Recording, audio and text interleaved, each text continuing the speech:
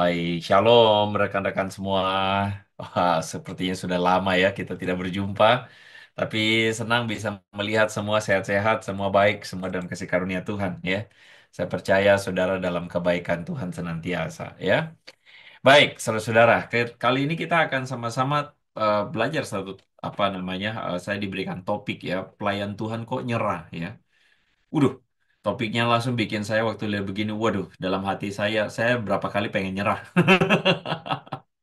Ya, saya bukan bermaksud untuk kemudian membuat saudara patah semangat di awal, tetapi saya mencoba untuk realistik bahwa sebenarnya dalam perjalanan mungkin saudara-saudara kita ketika melayani Tuhan, ketika kita itu berada bersama-sama dalam pelayanan, atau bahkan mungkin bersama-sama di dalam komunitas PDPK ini, saudara-saudara, mungkin kita bisa juga ngalamin yang namanya menyerah, karena saya kira itu adalah satu perjalanan yang mungkin kita dapati ketika melihat ada orang-orang sekeliling kita yang mungkin memilih untuk menyerah atau bahkan mungkin orang-orang yang dekat dengan kita bisa jadi kemudian dalam perjalanan pelayanan itu bisa sepertinya terlihat mundur, saudara-saudara ya. Nah, saya ingin mengajak kita untuk melihat 1 Korintus 15 ayat 58 dan saya berharap saudara tidak terintimidasi dengan topik ini. Tetapi mari kita coba untuk belajar apa yang Tuhan mau bicara sama kita ya. Saya mengajak kita membaca ayat ini bersama-sama saudara-saudara dari tempat saudara masing-masing ya. 1 Korintus 15 58 1 2 3. Karena itu, saudara-saudaraku yang kekasih, berdirilah teguh, jangan goyah, dan giatlah selalu dalam pekerjaan Tuhan. Sebab kamu tahu bahwa dalam persekutuanmu dengan Tuhan, jerih payahmu tidak akan sia-sia. Ya, amin, saudara-saudara ya. Nah, saya percaya saudara dalam perjalanan kita bersama-sama dengan Tuhan, saya percaya kadang-kadang saudara tidak mudah. Jadi mengucapkan kalimat atau ayat ini menjadi satu ayat yang sepertinya tuh kayak mengatakan jangan lelah ya. Bekerja di ladangnya Tuhan, gitu kan ya.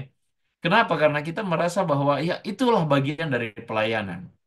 Nah, ngomong-ngomong saudara-saudara belakangan ini sedang ramai salah satu yang dibicarakan beberapa 1 2 bulan terakhir ini adalah ketika ada beberapa berita yang kita lihat di sosial media, media massa, di mana katanya tuh ada warga ya yang laporannya itu ditolak oleh polisi katanya.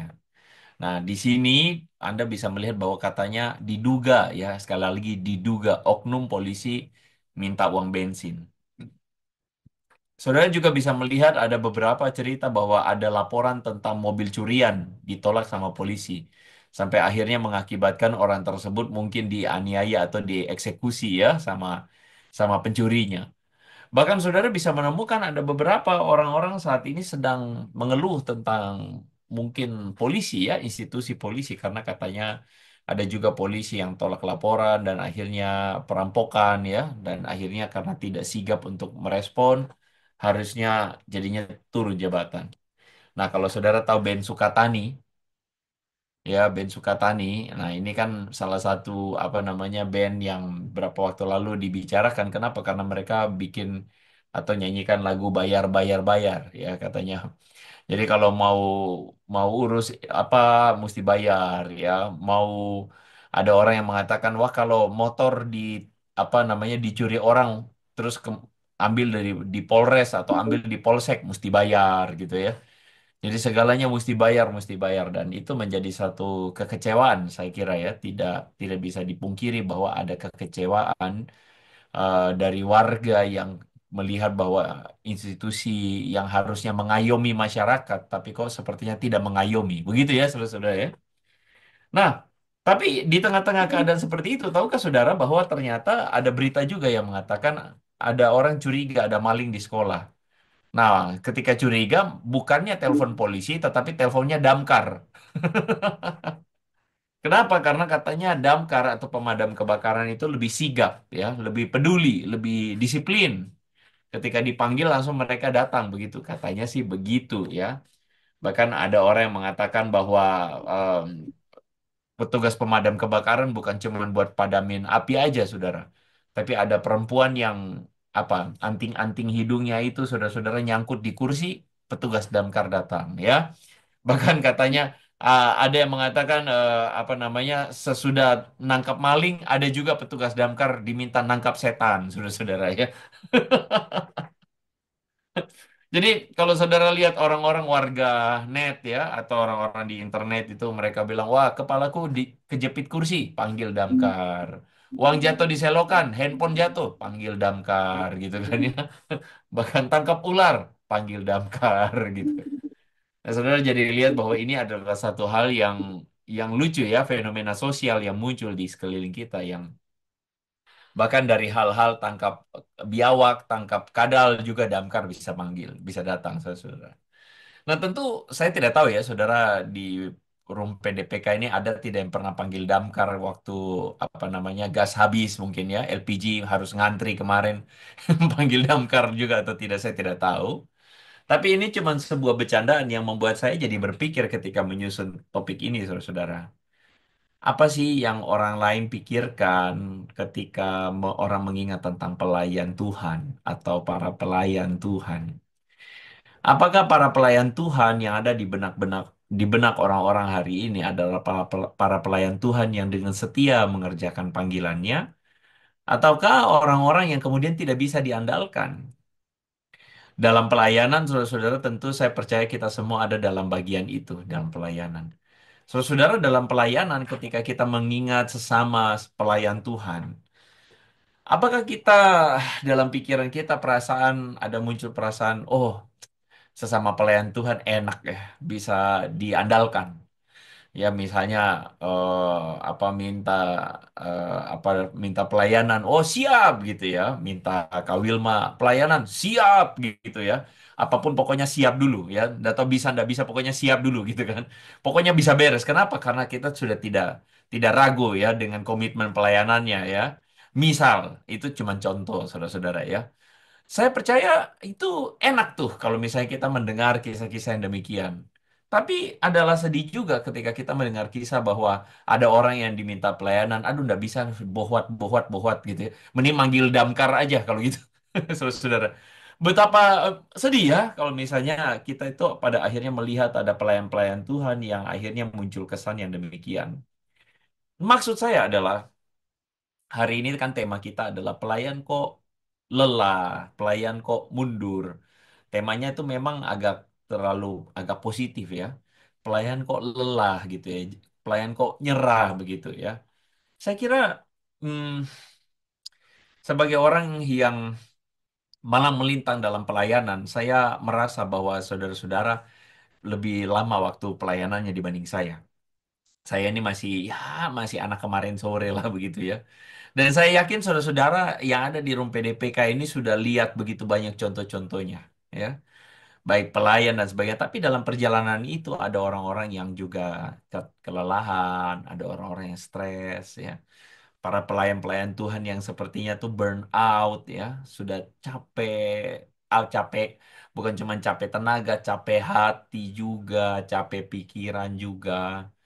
Saya rasa itu jadi realita yang saudara juga sudah pasti pernah lihat dalam pelayanan. Nah, menurut saya kita harus memulai semuanya ini dengan sebuah kejujuran. Bisa jadi mungkin saudara-saudara bukan orang lain yang mengalami itu, tapi bisa jadi kita yang juga melayani itu, merasakan itu. Saudara-saudara mungkin dalam pelayanan ketika misalnya ya melihat orang dijamah Tuhan, melihat orang kemudian mendapatkan jawaban Tuhan, melihat bahwa dalam ibadah misalnya atau dalam KKR atau dalam apa saudara bisa melihat wah kayaknya Tuhan bekerja. Tapi waktu pulang ke rumah sama, sepi sendiri ya saudara. Nah, saya kira dalam keadaan-keadaan seperti itu, saudara-saudara, kita sangat mudah tergoda untuk kemudian mengalami ini. Dan ketika ayat yang dikasih kepada saya oleh Pak Lewi ya, ketika Pak ini judulnya begitu ya. Saya buka ayatnya. Karena itu saudara-saudaraku yang kekasih, berdirilah teguh. Wah, jangan goyah, giatlah selalu. Nah, ketika saya baca ini kayaknya makanya langsung tiba-tiba muncul dalam kepala saya, jangan lelah, ah, begitu lagunya. Bekerja di ladangnya Tuhan gitu. Itu lagu Waktu saya remaja, waktu saya youth ya di gereja, wah itu lagu nyanyi hampir tiap minggu. Kenapa? Pokoknya mau mendorong setiap pelayan Tuhan, ayo semangat, semangat, semangat, semangat gitu kan ya. Bagus sih, tetapi saya rasa kadang-kadang lagu seperti itu atau ayat seperti ini mungkin saudara-saudara ada missing link. Saya tidak menampik bahwa kita harus semangat, kita harus berdiri teguh, jangan goyah, giat. Saya rasa itu memang yang harus kita lakukan. Tapi untuk membaca ayat ini lalu kemudian ketika kita lihat lagi dalam kesah apa dalam realita hidup kita, saya kira mungkin kita harus tidak langsung lompat buru-buru untuk kemudian lagi badan capek langsung kemudian wah langsung kuat lagi. Saya kira mungkin tidak begitu cara melihatnya. Ketika kita melihat ayat ini sebenarnya Paulus itu em, ngomong sesuatu sebelum dia sampai pada kesimpulan ini. Saudara baca di sini kan karena itu kan kesimpulan. Oleh karena itu, nah, kira-kira gitu ya. Jadi kesimpulannya Paulus kira-kira pengen bilang begitu. Nah, kadang-kadang kesalahan kita sebagai orang Kristen itu kita langsung lompat ke kesimpulan. Ya, kadang-kadang kita itu kalau saya perhatikan ya, kadang-kadang kita itu tidak sabar untuk mendengar penjelasan. Kita tidak sabar untuk mengerti kemana arahnya sampai di kesimpulan ini. Jadi, kadang-kadang kita tuh udah langsung lompat kepada kesimpulan tanpa kita mengerti prosesnya. Akhirnya kadang-kadang kita itu suka mensugesti diri kita untuk jangan lelah, jangan lelah, jangan lelah, jangan lelah. Tapi kemudian kenyataannya kita lelah. Kenapa? Karena kita lompat prosesnya. Kita tidak benar-benar mengerti prosesnya. Nah, maksud saya adalah saya mengajak kita untuk melihat ayat ini, apa yang Paulus katakan tentang prosesnya itu. Kalau saudara baca 1 Korintus 15, bagian ayat yang tadi adalah kesimpulan itu, sebenarnya konteks dari apa yang Paulus sedang katakan adalah tentang kebangkitan Yesus. Itu adalah konteks dari ayat berdirilah teguh, jangan lelah, ya giatlah selalu. Itu konteks ayatnya ada pada kebangkitan Yesus. Maksudnya apa kebangkitan Yesus? Kalau sudah perhatikan ayat 53, 54, 55 memberikan sebuah penegasan yang membuat kita tuh jadi berpikir ulang. Paulus bilang, yang dapat binasa harus mengenakan yang tidak dapat binasa. Yang dapat mati harus mengenakan yang tidak dapat mati. Kalau saudara baca, Paulus tuh lagi bilang begini, benih itu mesti mati baru dia bisa tumbuh. Kenapa Paulus ngomong begitu? Paulus tuh sedang mengomentari tentang kebangkitan Yesus, bahwa Yesus mesti mati dulu baru dibangkitkan. Paulus itu lagi mau kasih tahu bahwa bagi banyak orang kematian itu adalah akhir segalanya. Tetapi bagi Yesus kematian itu adalah awal dari kebangkitan atau kemenangan. Jadi Paulus mau kasih tahu bahwa kita orang Kristen itu berbeda dengan dunia. Dunia itu melihat kematian sebagai akhir. Dunia itu melihat kehancuran sebagai akhir. Dunia itu melihat kegagalan sebagai akhir. Dunia melihat kelelahan sebagai akhir. Dunia melihat kehausan, kehancuran itu sebagai akhir. Putus asa itu akhir. Selesai. Tapi Paulus mau mengatakan bahwa kebangkitan Yesus memberikan kita harapan bahwa kematian itu awal dari kebangkitan. Paulus mau mengatakan bahwa benih itu mesti mati dulu baru dia tumbuh. Sama seperti Paulus mau mengatakan bahwa kita tidak bisa menyangkal diri, menipu diri sendiri. Oh, saya tidak pernah capek. Saya tidak pernah lelah. Oh, melayani Tuhan, saya selalu semangat 45. Melayani Tuhan, wah, karena keselamatan yang telah diberikannya, maka saya akan terus giat melayani Tuhan. Saya kira kalau ada orang yang demikian, saya salut ya. Bagi saya itu orang-orang hebat. Saya makanya saya tadi bilang di awal, saudara jujur ketika ngomong giatlah selalu dan sebagainya, saya harus akui bahwa saya tidak selalu giat, saya tidak selalu ada dalam kondisi mental yang prima. Saya tidak tahu saudara merasakannya atau tidak. Saudara sedang ada dalam kondisi mental yang prima tidak melayani Tuhan. Saudara sedang ada dalam kondisi mental, apa kondisi kondisi hati yang prima tidak di dalam perjalanan pelayanan saudara. Kalau ada sih saya mau sungkem saudara-saudara. Itu artinya saudara adalah seorang pelayan yang luar biasa setia. Tapi sebagai seorang yang menyadari keterbatasan keberadaan, saya percaya bahwa mungkin kita harus realistis. Kita capek, kita lelah. Bahkan ada masa mungkin putus asa, ada masa mungkin merasa tidak ada arah, ada masa di mana kita tuh seperti mengalami kematian di dalam pelayanan kita. Paulus ingin kasih tahu kepada orang-orang yang merasakan demikian.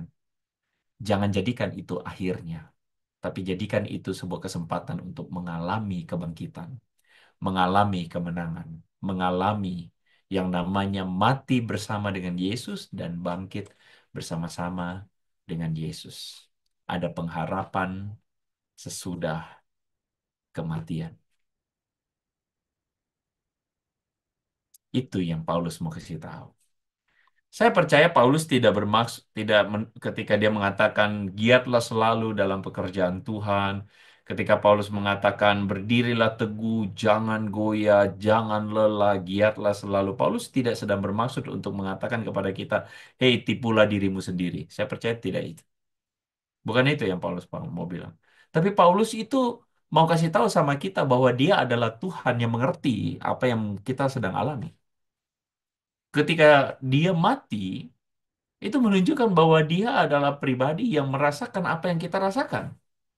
Bahkan kalau saudara mengerti perjalanan dari para murid Yesus, saudara akan menemukan bahwa para murid pun pada awalnya tidak menyadari ini.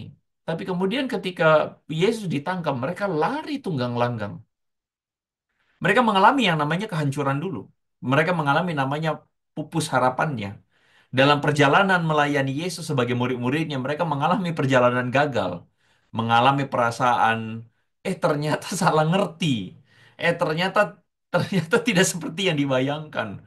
Oh, ternyata mengikut Yesus yang berapi-api. Saudara bayangkan murid-murid itu kan anak-anak Boanerges itu ya sampai bilang begini, "Guru, itu ada yang menolak guru. Bagaimana? Kita panggil panggil petir aja tuh hantam mereka itu semua." Saudara bayangkan mereka sampai segitunya. Ya, kalau pelayan Tuhan hari ini saudara-saudara, wah luar biasa. Mungkin saudara-saudara dari mimbar ya, maaf ya ini konteksnya WL ya. Hei, sebelah situ, kamu yang tidak menyanyi memuji Tuhan. Wah, waktu ngomong begitu, rebah dalam Roh Kudus, saudara-saudara. Wah, begitu kan, saudara-saudara ya. Benar-benar luar biasa, yakinnya akan kuasa Tuhan. Itu I- Yohanes sama Yakobus itu gila-gilaan itu. Tapi saudara perhatikan nggak bahwa ternyata pelayanan mengiring Yesus perjalanannya tidak selalu begitu. Tidak selalu satu tambah satu sama dengan dua seperti yang mereka bayangkan. Ternyata mengiring Yesus, ternyata Yesus ditangkap. Mereka mengalami kekacauan, kebingungan, mengalami ketakutan. Mereka lari tunggang langgang, tercerai-berai, saudara-saudara. Tapi kemudian, saudara ingat apa yang membuat mereka kemudian kembali melayani Tuhan? Kebangkitan. Apa yang membuat mereka kembali dengan berani untuk menyatakan Yesus Tuhan? Kebangkitan. Kebangkitan itu mengubah murid-murid. Saudara bisa lihat itu. Jadi sebenarnya menurut saya dalam pelayanan kesalahan kita adalah mungkin selama ini kita memakai kekuatan yang semu dalam pelayanan. Kita tidak bisa loncat di dalam ayat itu apa dengan sebuah paradigma yang keliru. Ketika paradigma kita keliru, ya sudah kita kecapean sendiri. Kita kelelahan sendiri, kita nyerah, kita bisa goyah. Saya bukan bilang bahwa kalau saudara sedang merasa goyah hari ini berarti saudara lagi keliru semua. Bukan, tapi maksud saya adalah kita harus membuka kemungkinan bahwa dengan sebuah kesadaran yang sungguh-sungguh di hadapan Tuhan, justru dengan sebuah respon rendah hati, kita itu memang manusia yang bisa lelah. Manusia yang bisa lemah, manusia yang bisa hilang orientasi, manusia yang bisa bisa apa tidak giat, manusia yang bisa tidak yang manusia yang bisa ingkar janji, manusia yang bisa hilang fokus, manusia yang bisa tinggal sebutin aja deh. Kita memang manusia. Tetapi Paulus kemudian ingin mengajak kita yang sadar diri kita manusia lelah, yang lemah. Paulus ingin kasih tahu sama kita bahwa kematian Yesus Kristus itu adalah sebuah alasan bagi kita yang sedang hancur, sedang bingung, sedang burn out, sedang sedang tidak tahu mesti bagaimana, kecewa, marah, atau bahkan saudara-saudara merasa putus asa dengan diri sendiri, Paulus mau mengatakan ini ada harapan untuk kembali giat di dalam Tuhan. Sebagai seorang pelayan Tuhan, saya kira bukan hal baru untuk kemudian ngomong sama saudara, tapi kita sama-sama realistis. Justru kadang-kadang pelayan-pelayan Tuhan itu yang paling butuh ngecas, saudara-saudara. Pelayan Tuhan itu justru yang paling sering biasanya habis energi, habis tenaga, ya, capek. Bahkan saudara-saudara, para pelayan Tuhan itulah yang justru paling punya potensi untuk kecewa dalam pelayanan. Betul ya? Para pelayan Tuhan lah yang punya potensi paling besar, saudara-saudara, untuk mengalami segala macam apa itu, ya itulah saudara-saudara saya udah sebutin dari tadi sampai bosan ngomongnya ya. Kalau saya kasih ruang kesaksian, saudara bisa ngomong satu-satu, saya percaya. Ya, tapi tahukah saudara, ya, karena ada yang mengatakan sama saya, waduh kok pas lihat dapurnya, wah kacau. Makanya saya nggak suka lihat, nggak suka masuk dapur. Saya mending ada di ruang tamu aja.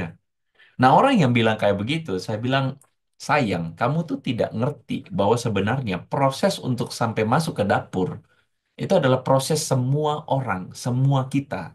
Kita harus masuk sampai dapur. Tidak ada orang menikah itu nggak masuk dapur. Tidak ada orang yang dewasa itu nggak masuk dapur. Anak kecil mainnya di halaman. Anak kecil cuma main di ruang mainan, saudara. Orang Kristen yang yang sungguh-sungguh itu memang harus masuk sampai di dapur. Harus memang sampai mengalami yang namanya ini. Tetapi saudara, kita bukan orang-orang yang ketika kelelahan, baterai habis, lalu kita mundur. Tapi kita harus menjadi orang-orang yang justru di saat-saat seperti itu, ibarat baterai kita habis, ibarat kekuatan kita habis, justru disitulah kita harus ngecas sama Tuhan. Karena bukankah kita sebagai pelayan kita mengakui bahwa bukan karena kuat dan hebat kita, kan? Bukan karena kekuatan kita, bukan karena kemampuan kita, bukan karena kita orang yang betul-betul rajin, bukan karena kita orang yang bertalenta, makanya Tuhan pakai kita. Betul begitu kan?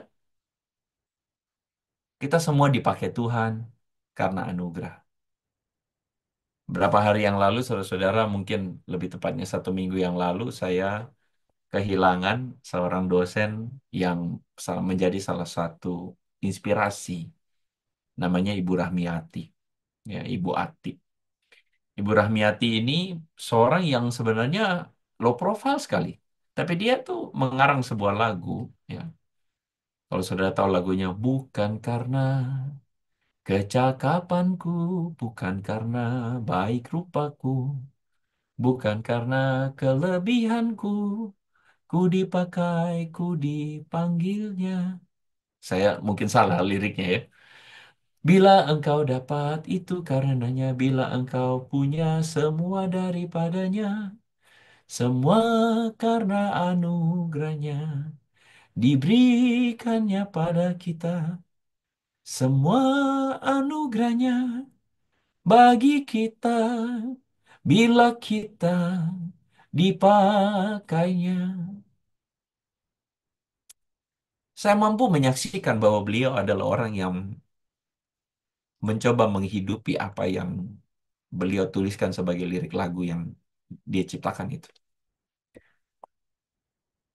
Kadang-kadang saya sebagai mahasiswanya saya lihat ah, benar-benar beda. Orang yang sadar betul bahwa anugerah Tuhan itu adalah satu-satunya jawaban, alasan kenapa kita terus berkarya adalah orang yang pada akhirnya mampu kita akan bisa lihat bahwa dia dalam pelayanannya, dia akan terus maju, maju, maju, maju. Kenapa? Karena nggak pakai kekuatan saya. Ya, menurut saya sebenarnya ini realita yang harus kita terima bahwa sebagai pelayan Tuhan justru kita tuh paling sadar dan harus mengakui kita butuh ngecas. Kita bukan apa bawa power bank dalam diri kita yang kayaknya nggak habis-habis baterainya. Enggak loh saudara-saudara. Justru kita habis. Malah kalau kita nggak habis tenaga, saya jadi bertanya pelayanan kayak bagaimana yang kita berikan itu, saudara-saudara. Saya nggak tahu saudara setuju nggak sama saya. Kalau kita nggak habis tenaga, kalau kita nggak capek hati, saya jadi justru bertanya, seberapa sungguh-sungguh kita? Karena saya percaya pelayanan tidak ada yang sempurna. Pasti capek hati. Pasti bisa bikin melelah, pasti bisa bikin maaf, marah, kecewa.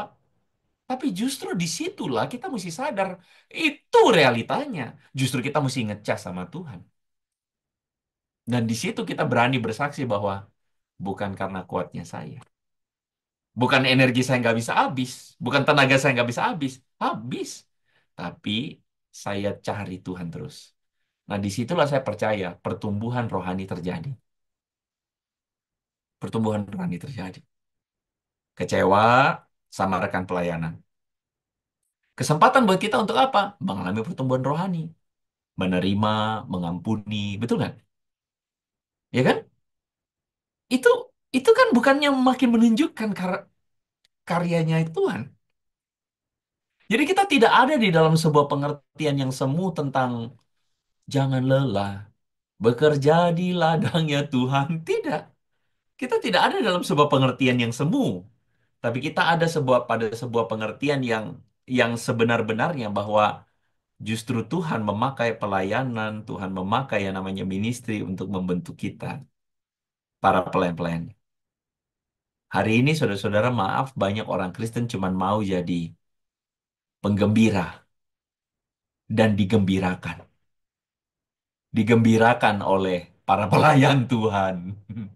Ya, digembirakan dalam ibadah, digembirakan, digembirakan. Kalau begitu terus, bagi saya, kerdil itu rohaninya tuh. Kenapa? Karena cuma mau digembirakan. Penggembira dan digembirakan. Justru pelayanan itu menurut saya adalah bagian dari pertumbuhan rohani itu sendiri. Kalau ada orang Kristen tidak melayani buat saya jadi tanda tanya. Dia ini ikut Yesus atau dia cuma pakai Yesus jadi ban serep? Saya tidak tahu untuk PDPK, saya rasa semuanya sudah melayani ya, saudara-saudara ya. Saya pikir begitu. Tapi kalau lihat di gereja, aduh. Nah, masalahnya adalah gereja tidak mengajarkan jemaatnya untuk juga bertumbuh dalam pelayanan. Jadi pelayanan itu cuma bisa dilihat sebagai tugas tanggung jawab aja. Akhirnya banyak orang kecewa. Masuk dalam pelayanan, itu tadi beritanya, aduh lihat dapurnya jorok banget, Pastor, gitu. Saya selalu bilang, justru itu kesempatan bagimu bertumbuh. Kau pikir Yesus tidak bisa melihat itu ahli Taurat dan orang Farisi, dapurnya joroknya minta ampun? Kau pikir Yesus tidak mengalami kekecewaan ketika ditinggalkan oleh orang-orang yang sudah ikut dia, 5.000 orang yang apa? Yesus merasakan perasaan dimanfaatkan. Yesus merasakan perasaan-perasaan itu. Tapi apakah itu membuat Yesus kemudian ngambek di pojokan? Tidak. Justru itu adalah bagian dari pertumbuhan, bagian dari pendewasaan. Saya tidak tahu ya, apakah kita semua mengalami itu. Saya percaya bahwa proses yang harusnya kita alami ya proses yang demikian. Akhirnya, saudara-saudara, di sini kita ngerti kenapa Paulus tulis ini. Karena itu, saudara-saudaraku, berdirilah teguh. Jangan goyah dan giatlah selalu dalam pekerjaan Tuhan. Kenapa? Dalam persekutuanmu dengan Tuhan, jerih payahmu tidak sia-sia. Kenapa tidak sia-sia? Karena kita mampu melihat keindahan dalam prosesnya. Karena kita mampu melihat bahwa ternyata dalam prosesnya lelah, capek, hilang semangat, itu adalah apa sebuah opportunity untuk Tuhan itu melatih kita, membentuk kita, mengembangkan kita. Sebuah opportunity mengalami kebangkitan Yesus, sebuah opportunity untuk mengalami itu tadi siklus kematian dan kebangkitan itu, sebuah opportunity untuk memperlebar kapasitas kita, sebuah opportunity untuk kita mampu menjadi seperti Yesus, ya, dikecewakan tapi mampu mengampuni, merasa tidak adil tapi mau tetap fokus pada Tuhan. Soalnya kita akhirnya mengalami kemajuan-kemajuan yang indah, kemajuan-kemajuan yang berarti. Seperti petugas damkar. Oh, bukan, bukan, sudah bukan. Ya. Perubahan paradigma itu penting, saudara-saudara. Perubahan paradigma itu penting. Kita sedang menuju kepada apa namanya eh, eh, Pasca Jumat Agung ya, Jumat Agung Pasca. Momen-momen di mana kita sedang masuk ke masa Prapaskah saya kira. Nah, salah satu kejadian yang menjadi awal dari Yesus itu mulai ngomong tentang misinya ketika dia mengatakan anak manusia harus diserahkan dan mati. Saudara tahu kejadian itu adalah transfigurasi di bukit ketika Yesus diubah dalam kemuliaan. Soalnya cerita ini seringkali orang cuma lihat bahwa oh Yesus berubah bentuk ya. Eh, Berkilau-kilau, bercahaya, oh bagus ya gitu. Lalu ada suara inilah anakku yang kau kasihi kepadanya aku berkenan. Orang cuma sampai pada titik itu. Tapi kalau saudara baca ayat selanjutnya, Yesus bilang apa? Sesudah itu Yesus bilang kepada Petrus, Yohanes, Yakobus. Petrus bilang begini, gak usah cerita apa-apa sampai pada waktu anak manusia diserahkan. Maksudnya Yesus mau bilang, waktu sampai kamu melihat karya ketika anak manusia menyerahkan dirinya, baru kamu ngerti apa maksudnya transfigurasi ini. Maksudnya apa, saudara-saudara? Bahwa Tuhan itu, kemuliaan Tuhan dinyatakan ketika kita masuk dalam penyerahan diri. Ketika kita menyerahkan diri kita. Penyerahan diri sepenuhnya. Dan itu adalah proses kematian dan kebangkitan itu. Kemuliaan Tuhan dinyatakan bagi Anda, kita semua para pelayan Tuhan. Ketika kita masuk dalam proses itu. Saya hampir tidak pernah menemukan ada pelayan Tuhan yang masuk semuanya sukses sampai akhir. Hampir saya tidak menemukan pelayan Tuhan itu, wah sampai akhir tuh sukses luar biasa. Wah, bagi saya itu makhluk langka. Justru kemuliaan Tuhan terlihat ketika apa? Ketika kita mulai capek, tapi kita cari Tuhan lagi, kita berproses lagi sama Tuhan. Akhirnya apa? Akhirnya kemuliaan Tuhan makin dinyatakan, makin dinyatakan. Jadi kalau hari ini saudara-saudara engkau mengalami capek, lelah, nggak apa-apa. Tapi kita mengerti bahwa itu bagian dari pendewasaan. Kita mampu melihat bahwa itu adalah bagian dari bagaimana kemuliaan Tuhan makin dinyatakan. Semua anugerahnya bukan karena kita, bukan karena kekuatan kita. Nama Tuhan dipermuliakan melalui pelayanan saudara-saudara semua. Ku sembah Engkau Yesus, hanya Engkau